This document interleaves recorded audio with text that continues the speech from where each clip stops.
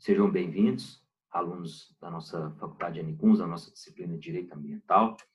Doutores, agora nesse momento eu vou fazer uma breve revisão e tomarei a liberdade de compartilhar, né, os slides com os senhores, que inclusive nós já mandamos todo o material que estamos trabalhando, né? Nosso representante John está aqui para nos auxiliar.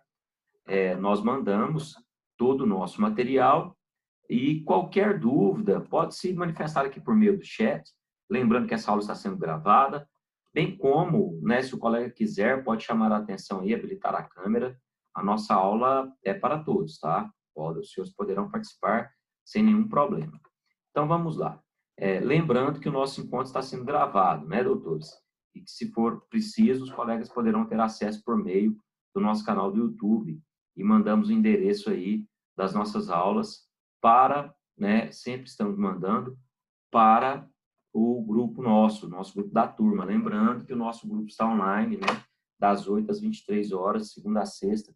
E se a dúvida for emergencial, podem entrar em contato com o professor até no final de semana. Então, vamos lá. Para a nossa revisão, correto? Eu vou compartilhar a tela com os senhores, tá? Olha só. O que nós trabalhamos até agora? Atenção, turma. Tá todo mundo vendo bem, né? Deixa eu colocar aqui para ver se melhora.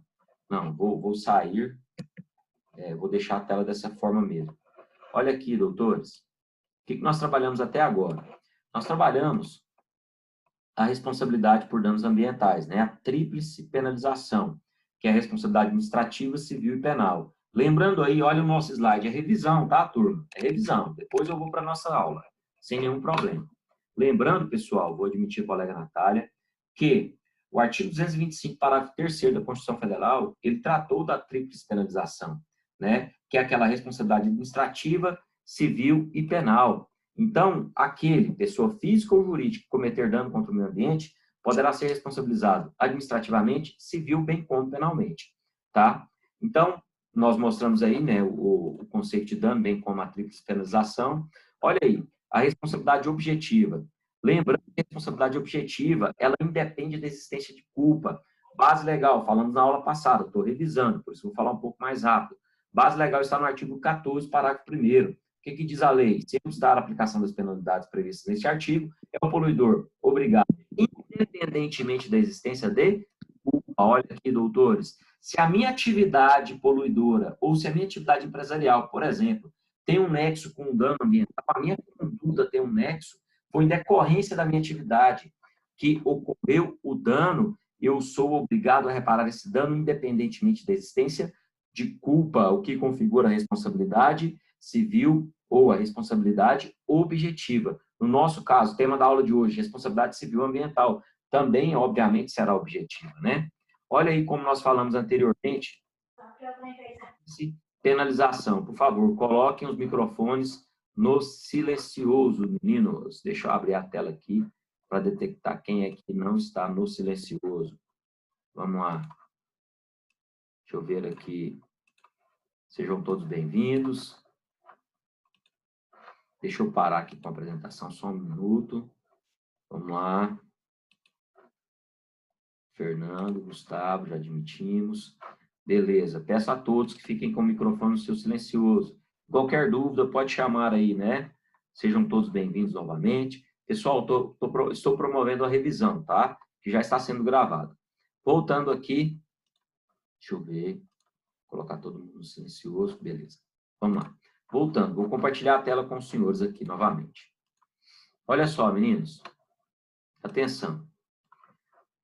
Já citamos aqui a tríplice penalização que está prevista no artigo 225, correto? Tá bom? Então, vamos lá. Olha só.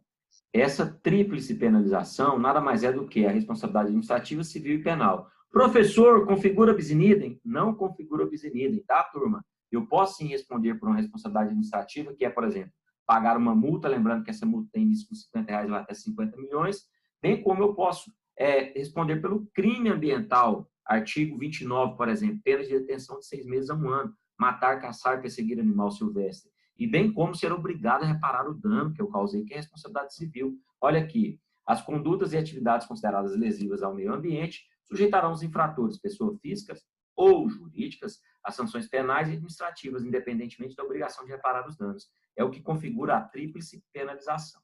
Bom, falamos aí na aula passada da responsabilidade administrativa, né, doutores? Lembrando que a responsabilidade administrativa, quando tratamos desse assunto, basta lembrar do poder de polícia, ou faça necessário lembrarmos do poder de polícia ambiental, né, doutores? Olha só, o poder de polícia ambiental está previsto lá no artigo 78, né, do CTN, que é o Código Tributário Nacional, mas não precisa conceituar, nós já falamos em sala. Falando aí da responsabilidade administrativa da Lei dos Crimes Ambientais, que vai do artigo 70 até o artigo 76, lembrando que é revisão. Olha o conceito aí, considera-se infração administrativa ambiental toda ação ou omissão que viola as regras jurídicas de uso, gozo, promoção, proteção e recuperação do meio ambiente. Continuando, as infrações ambientais elas são apuradas em processo administrativo próprio. Para relembrarmos também, doutores, aí no artigo 70, não está aqui no slide, mas eu comento, lembrando que quem pode apurar a infração administrativa são as autoridades, né, que compõem os órgãos, que fazem parte dos órgãos que compõem o SISNAMA, que é o Sistema Nacional do Meio Ambiente. Lembrando da composição, Conselho de Governo, né, CONAMA, que é o Conselho Nacional do Meio Ambiente, Ministério do Meio Ambiente, órgãos seccionais, Secretaria Estadual do Meio Ambiente, Secretaria Municipal do Meio Ambiente, né, IBAMA e ICMBio, que são órgãos de execução, né, doutores? Lembrando que esses órgãos compõem o SISNAMA, que é o Sistema Nacional do Meio Ambiente. Então, olha só, lembrando também que faz-se necessário observar no processo administrativo para apuração da infração ambiental o contraditório e a ampla defesa. No entanto, há exceções que vamos mostrar aqui. Olha só, doutores, ainda, só revisando, olha o artigo 71, nós falamos do prazo, né? O processo administrativo para apuração da infração ambiental, ele tem que observar os seguintes prazos máximos, né? 20 dias para o infrator oferecer a defesa ou impugnação, contados da ciência do auto de infração, ou contados da ciência da autuação.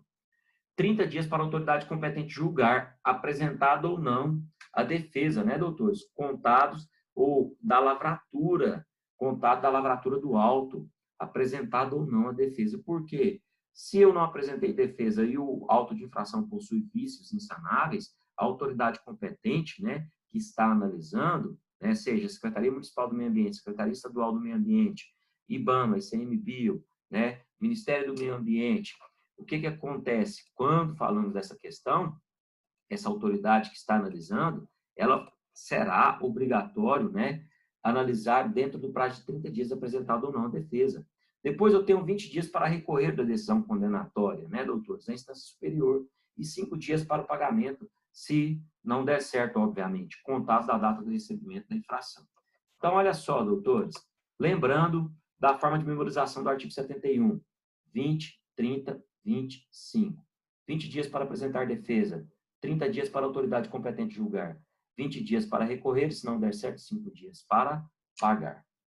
Bom, continuando aí ainda com relação à nossa revisão, nós falamos também no encontro passado da súmula 467, né, que diz o seguinte: prescreve em 5 anos, contado do término do processo administrativo, a pretensão da administração pública de promover a execução por infração, por multa por infração ambiental, né?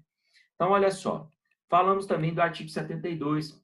As infrações ambientais serão punidas com as seguintes sanções, né?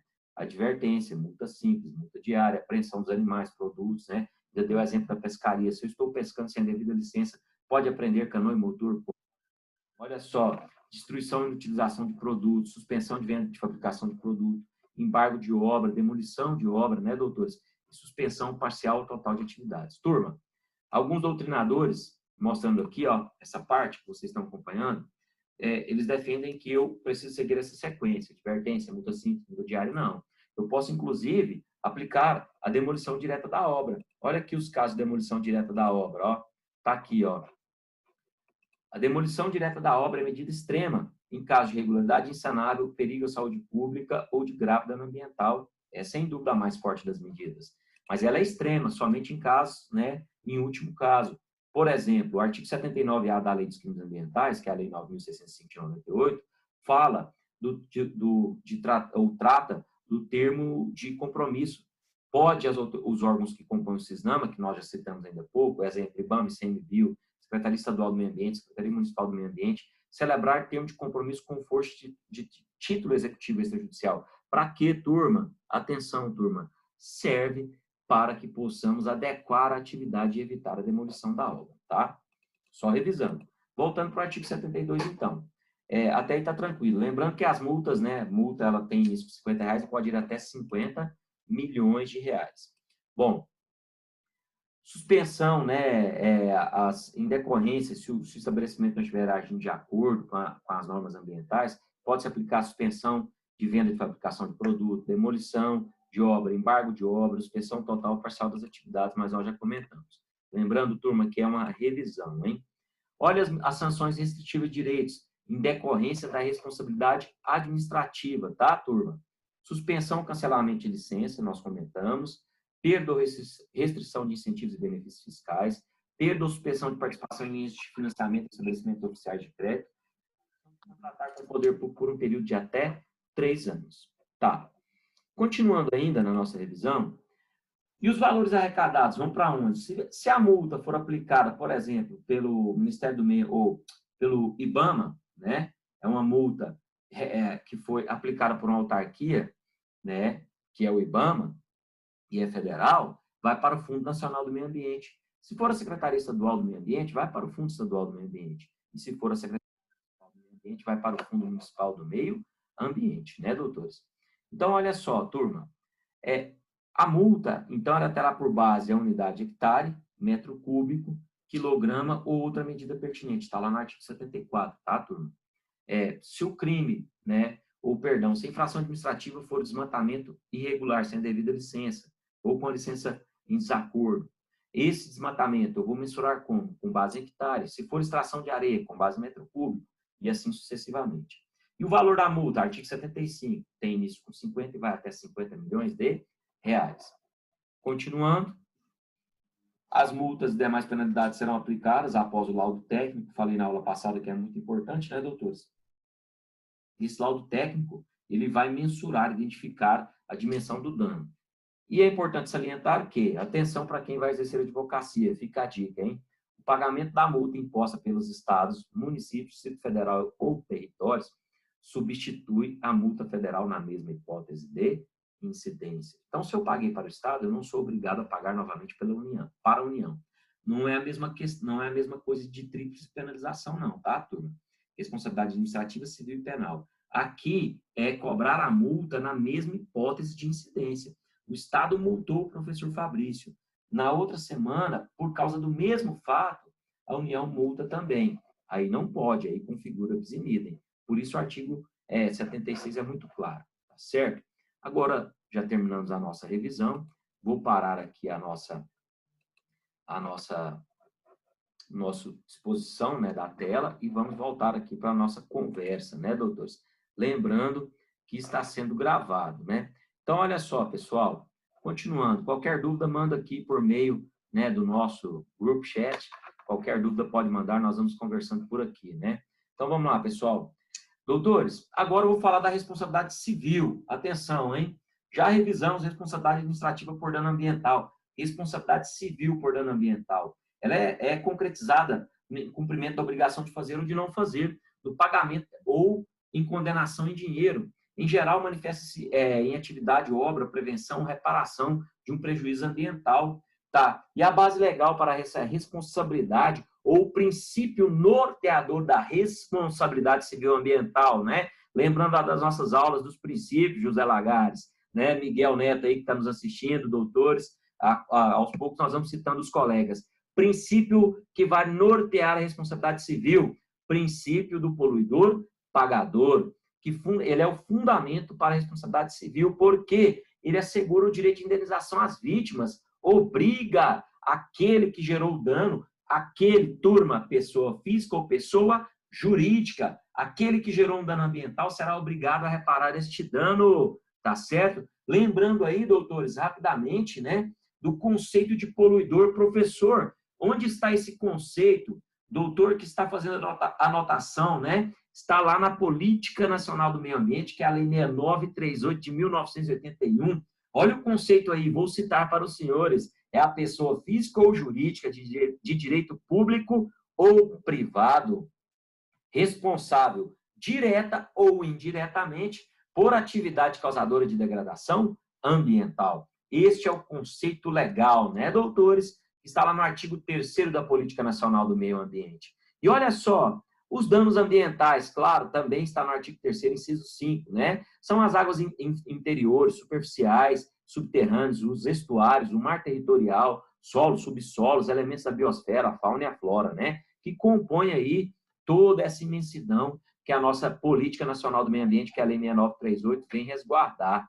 Lembrando, doutores, voltando lá no princípio do poluidor-pagador, que é o princípio norteador da responsabilidade civil por dano ambiental, que é o nosso tema agora, né, doutores? Este princípio nada mais é do que a base, o sustentáculo. Ele vai obrigar o poluidor a pagar ou reparar o dano causado ao meio ambiente. Doutores, indenizar e ou reparar. Às vezes, um determinado dano ele não pode ser indenizado, né? Ele é um dano incomensurável. Tragédia de Brumadinho, por exemplo, né? Eu não consigo reparar esse dano, mas se eu não consigo reparar o dano, eu sou obrigado a indenizar. Eu posso sofrer uma multa em decorrência dessa responsabilidade administrativa?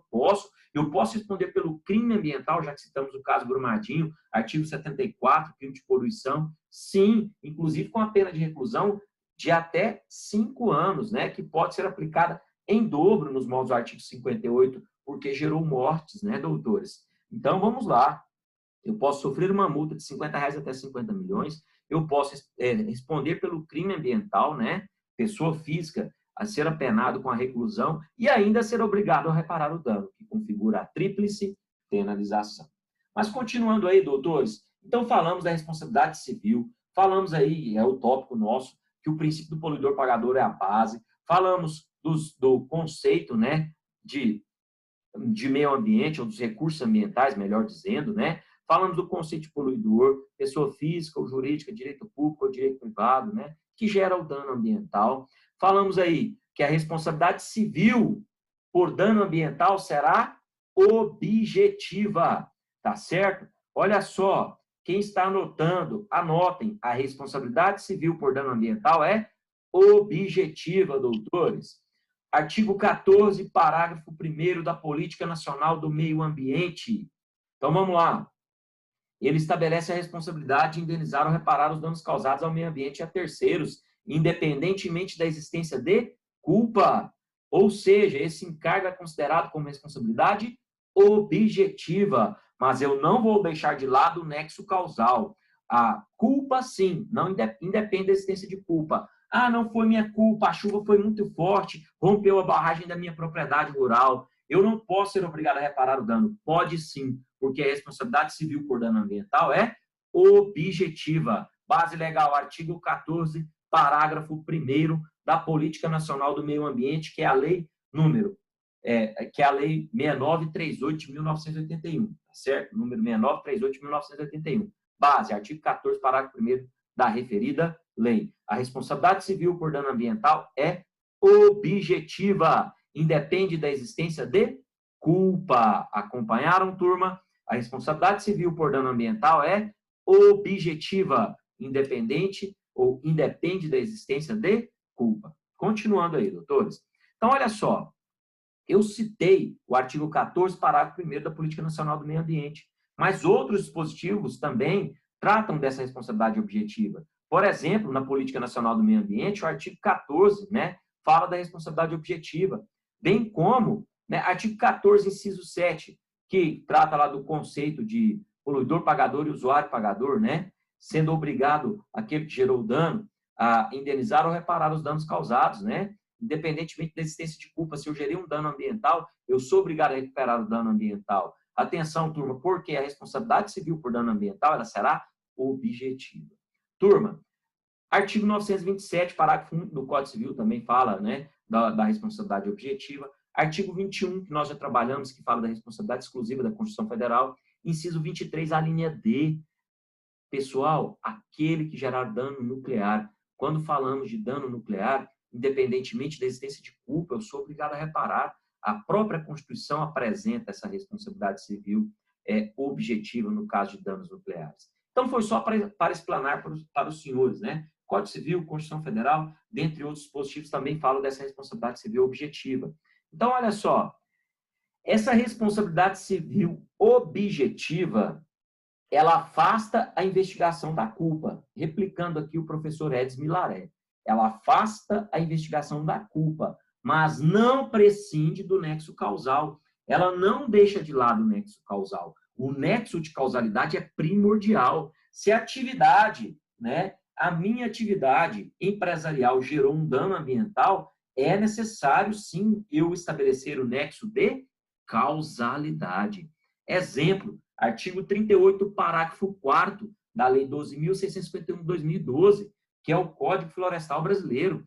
Em caso de incêndio em terras públicas ou particulares, faz-se necessário comprovar o nexo de causalidade. Então, vou repetir. A responsabilidade civil por dano ambiental, doutores, ela é objetiva, mas o nexo causal, ele é fundamental, ele é primordial. Tranquilos? Espero que todos tenham entendido bem. O que é esse nexo de causalidade? A minha atividade tem que ser igual à fonte poluidora, né? Eu tenho uma atividade, uma mineradora, a barragem se rompeu, gerou um dano gigantesco. Houve nexo causal entre a minha atividade e o dano ambiental? Claro que sim, obviamente, né? Porque a barragem foi edificada pela minha empresa. Beleza, doutores? Tranquilos? Então vamos lá. Continuando. Temos algumas teorias no nosso direito, né? Temos a teoria do risco criado, né, doutores? Quando falamos aí das responsabilidades. E temos também a teoria do risco integral, né? A teoria do risco criado, de acordo com o professor Pereira, né? Vamos destacar aqui, ele diz o seguinte, temos a teoria do risco criado, sendo a que melhor se adapta às condições de vida social, fixando-se na ideia de que, se alguém põe em funcionamento qualquer atividade, responde pelos eventos danosos que essa atividade gera para os indivíduos, independentemente de determinar se, em cada caso, isoladamente, o dano é devido à imprudência ou a um erro de conduta. Mas olha só, além da teoria do risco criado, nós temos também a teoria do risco integral. Nós acompanhamos o professor Edson, nós acompanhamos a doutrina majoritária e aplicamos, né? E na nossa doutrina também adotamos a responsabilidade civil por dano ambiental, tá? Que independe da existência de culpa, estou revisando, mas que não deixa de lado o nexo causal. E aplicamos, e obviamente acompanhamos essa corrente doutrinária, que é a teoria do risco integral. Então, a responsabilidade civil por dano ambiental é fundada na teoria do risco integral. Para a adoção dessa teoria, né, da qual, obviamente, a responsabilidade ela será objetiva, ela traz como seguinte, traz as seguintes consequências, né? Também replicando aí o professor Edson. A investigação da culpa ela é prescindível, independentemente da existência de culpa. Se houve um nexo causal entre a minha atividade e o dano, eu sou obrigado a reparar. Existe aí a irrelevância da licitude da atividade. José Lagares, não interessa se a minha atividade ela é lícita ou ilícita. Se houve o dano ambiental, a minha atividade sendo lícita ou ilícita, olha a dica aí para o concurso. A minha atividade sendo lícita ou ilícita, eu vou ser obrigado a reparar o dano. Teoria do risco integral, responsabilidade civil por dano ambiental, baseada, lastreada na teoria do risco integral. Então, para a teoria do risco integral, não interessa se houve culpa, é irrelevante se a atividade é lícita ou ilícita, e não será aplicada às causas de exclusão da responsabilidade civil. Então, as causas de exclusão da responsabilidade serão inaplicáveis. Vamos lá. Então, para a teoria do risco integral, atenção, é inaplicável, por exemplo, não me interessa se houve ou não a intenção, se houve ou não culpa. Se a atividade é lícita ou ilícita, também não importa. Se houve o dano, eu sou obrigado a reparar. Olha só, Miguel, eu também, obviamente, doutores, eu não vou aplicar as causas de exclusão de responsabilidade civil, quais sejam. É inaplicável o caso fortuito, a força maior e o fato terceiro, bem como a impossibilidade de invocação de cláusula de não indenizar. Vou utilizar os senhores hoje como exemplo. O Miguel e o José Lagares. Eles compraram uma fazenda e procuraram o professor Fabrício para elaborar o contrato. José Lagares é o comprador, o Miguel Neto é o vendedor. O Miguel já degradou completamente essa propriedade. E o Miguel pede, professor, coloca uma cláusula aí de não indenizar. Fala, não, tudo bem, os senhores concordam? Concordamos. Eu vou lançar essa cláusula. Ela terá validade para o direito ambiental, para a teoria do risco integral, para a responsabilidade civil? Não. O José Lagares comprou a propriedade. ele adquiriu. Atenção, a responsabilidade é propter rem, ela vai acompanhar a propriedade, né? Inclusive foi tema da prova, já foi tema da segunda fase para a magistratura do Estado de Goiás. E o José Lagares pode ser obrigado a reparar os danos? Sim. Ah, professor, mas nesse caso, houve nexo causal? Não houve nexo causal, mas ele adquiriu a propriedade com conhecimento que ela já estava completamente degradada, inclusive inseriu a cláusula, né, de não indenizar. Essa cláusula, ela é inócua para a responsabilidade civil por dano ambiental, lastreada, baseada na teoria do risco integral. Tá bom, doutores? Tranquilos? Ele pode sim ser obrigado a reparar o dano. Tá, mas ele poderá depois propor uma ação em desfavor do Miguel, né? Sem problema. Ele pode sim. Aí é uma questão entre os dois, tá certo? Agora, atenção. Para a teoria do risco integral, a existência de culpa é irrelevante. Se a atividade é lícita ou ilícita, não importa, eu sou obrigado a reparar. E é inaplicável as causas, né, as excludentes de responsabilidade civil, quais sejam caso fortuito, força maior, fato de terceiro e cláusula de não indenizar. Tá bom? Tranquilos? Espero que os senhores tenham entendido bem, né, aí a responsabilidade civil por dano ambiental, bem como a teoria do risco integral. Senhores, essa teoria é forte, tá? A teoria do risco criado é uma teoria mais fraca para o direito ambiental. Tanto é que hoje, quando falamos de responsabilidade civil por dano ambiental, ela é subjetiva ou objetiva? Doutor, se for subjetiva, eu tenho que analisar a culpabilidade do agente. A responsabilidade é objetiva, independe da existência de culpa. Quando falamos de dano ambiental, doutores, todos são responsáveis, porque todos têm direito a um ambiente ecologicamente equilibrado. E se a minha atividade gerou dano, olha só, já está no momento do upgrade nosso. E se a minha atividade gerou dano, eu sou obrigado a reparar esse dano. Tranquilos? Continuando aí. Então, como eu falei lá no artigo 38, parágrafo 4º, do próprio Código Florestal, ele fala, quando houver, né, incêndio em terras públicas ou particulares, é necessário estabelecimento de nexo causal na verificação da responsabilidade. Por que eu estou falando isso? Turma, responsabilidade civil por dano ambiental será objetiva. Nexo causal é primordial. Teoria adotada, teoria do risco integral. Tá certo? Teoria do risco integral. Para a teoria do risco integral, não interessa se a atividade é lícita ou ilícita, né? Pouco importa as excludentes de responsabilidade, quais sejam, caso fortuito, força maior, fato de terceiro, cláusula de não indenizar, bem como, né, não interessa se houve ou não a culpa. Se existe o nexo causal entre a minha atividade e o dano, eu sou obrigado a reparar, tá bom? Então vamos lá, turma. E a responsabilidade do Estado? Pessoal, quando vocês forem estudar esse assunto, a responsabilidade do Estado, no caso de omissão, ela tem uma certa divergência atual, tá? Por que essa divergência? Principalmente por causa das tragédias de Mariana e Brumadinho. Mas olha só, eu vou mostrar para vocês, e eu acompanho, que a responsabilidade do Estado, civil do Estado, no caso de omissão, ela será subjetiva. Eu acompanho essa corrente. Eu vou explicar por quê. Olha só, o Estado ele tem o poder-dever de fiscalizar o cumprimento das normas ambientais. Portanto, no caso de omissão do poder público, deverá ser responsabilizado. No caso de omissão, o poder público deve ser responsabilizado. Porém, a responsabilidade do Estado ela será subjetiva. Esse é o entendimento meu, tá? Vários doutrinadores também têm esse pensamento e o STJ tem vários julgados nesse sentido. Porém, atualmente, algumas decisões estão sendo aplicando essa responsabilidade civil do Estado, no caso de omissão, de forma objetiva. Mas, regra geral, professor, qual corrente o senhor adota? Responsabilidade civil do Estado, no caso de omissão, ela será subjetiva. Vou explicar por quê. Olha só, o Estado ele tem um dever de fiscalizar, já falei. Falando do caso, responsabilidade civil do Estado no caso de omissão, turma. Então, ao ocorrer a omissão do Estado, no exercício desse dever, dessa responsabilidade, nessa obrigação de fiscalizar, a responsabilidade do Estado ela será solidária. Contudo, a execução ela é subsidiária. Por exemplo, eu tenho um dever de fiscalizar, né? E eu não fiscalizei aquele caminhão que estava transportando produtos tóxicos e ele causou um derramamento de óleo. Houve omissão do Estado, tá certo? Essa responsabilidade do Estado ela é solidária. Só que a execução, turma, ela tem que ser de forma subsidiária. Ou seja, somente se o poluidor não efetuar a reparação do dano. Se o poluidor, aquela pessoa física ou jurídica, não reparou o dano, o Estado é obrigado a reparar, no caso de omissão.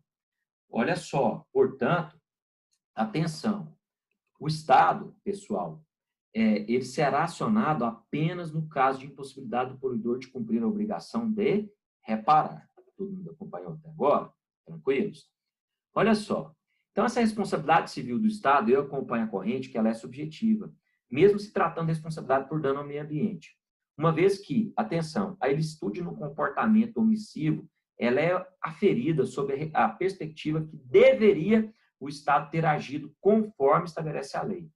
Assim, doutores, com base em vários julgados do STJ, eu posso afirmar, ou eu entendo, que a responsabilidade civil do Estado, no caso de omissão, ela deverá ser subjetiva.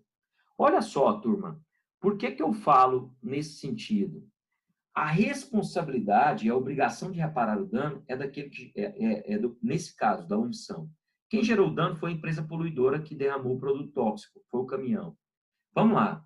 A responsabilidade dele, do Estado, ela não deixa de ser solidária, mas a execução é subsidiária. Primeiro eu alcanço o particular. Se o particular não reparar o dano e o Estado foi omisso, aí sim o Estado será obrigado a reparar o dano. Por isso, doutores, eu entendo que essa responsabilidade tem que ser subjetiva. Mas, professor, e se eu aplicar a responsabilidade objetiva do Estado no caso de omissão, sabe o que vai acontecer? Eu vou retirar, doutores, a responsabilidade das costas do particular, tá? Pessoa física ou pessoa jurídica, por exemplo, e vou colocar toda a responsabilidade nas costas do Estado. Porque se eu aplicar a responsabilidade civil objetiva para o Estado no caso de omissão, o Estado ele é obrigado a reparar o dano independentemente da existência de culpa. Eu vou aplicar a teoria do risco criado, ou, perdão, a teoria do risco integral, e automaticamente eu tiro a responsabilidade do particular e coloco sobre as costas do Estado. Mas voltando, se o Estado não fiscalizou, se ocorreu a omissão, o poder público é obrigado a reparar o dano. Porém, de forma subsidiária. Primeiro obriga o particular que cometeu o dano. E se ele não reparar o dano, o Estado será obrigado a reparar esse dano. Por quê, doutores? Porque ele foi omisso, ele deixou de fiscalizar. No entanto, a responsabilidade de todos é solidária, obviamente. Então, vamos lá. Responsabilidade civil por dano ambiental. Revisão. A responsabilidade civil por dano ambiental, ela é objetiva. No que tange, independe da existência de culpa, aquele que gerou o dano, pessoa física ou jurídica, ele será obrigado a reparar o dano. Beleza, doutores? Vamos lá. Continuando. Além da responsabilidade civil, né, já falamos que ela é objetiva, é necessário comprovar o nexo de causalidade. Além de ter que comprovar o nexo de causalidade, doutores, adotamos qual teoria? Adotamos a teoria do risco integral. Para a teoria do risco integral, não interessa se a atividade é lícita ou ilícita, não interessa a culpabilidade, muito menos as cláusulas de não indenizar ou as excludentes de responsabilidade, quais sejam.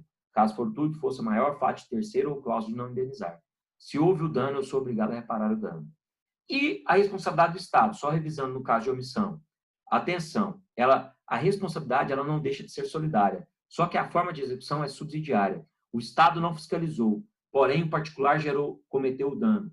Atenção, primeiro eu vou alcançar o particular. Se ele não reparar o dano, eu alcanço o Estado. Ela é de forma subsidiária. Portanto, eu acompanho a corrente que a responsabilidade do Estado, no caso de omissão, ela deve ser subjetiva. Por quê? Se eu aplicar a responsabilidade objetiva para o Estado por omissão, automaticamente eu retiro uma carga das costas do particular e aplico para o Estado. Automaticamente a sociedade vai pagar o pato. Automaticamente a sociedade será apenada, né? Vai responder por isso, o que não pode acontecer. Porque a partir do momento que eu tiro a responsabilidade de uma big empresa, de uma multinacional, de um grande grupo empresarial e coloco sobre o Estado, não é justo. Por isso, eu acompanho a corrente que a responsabilidade civil do Estado, no caso de omissão, é subjetiva.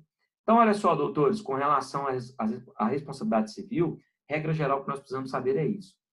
Em relação à reparação do dano, não há que se cogitar se o degradador deveria prever ou não o dano, se agiu com dolo ou culpa. O que importa é que o meio ambiente, doutores, ele não pode sofrer sanções, ele não pode pagar o pato, tá bom? Turma, lembrando que esse professor está online da agora até 10h30. Lembrando que este professor que vos fala, ele está à disposição dos senhores no nosso grupo de WhatsApp. Lembrando que essa aula foi e está sendo gravada. E lembrando que agora nós passamos ou eu vou conceder um momento das dúvidas. Então, toda e qualquer dúvida, vocês podem me mandar no privado, mas eu prefiro que mandem no grupo da turma, tá certo?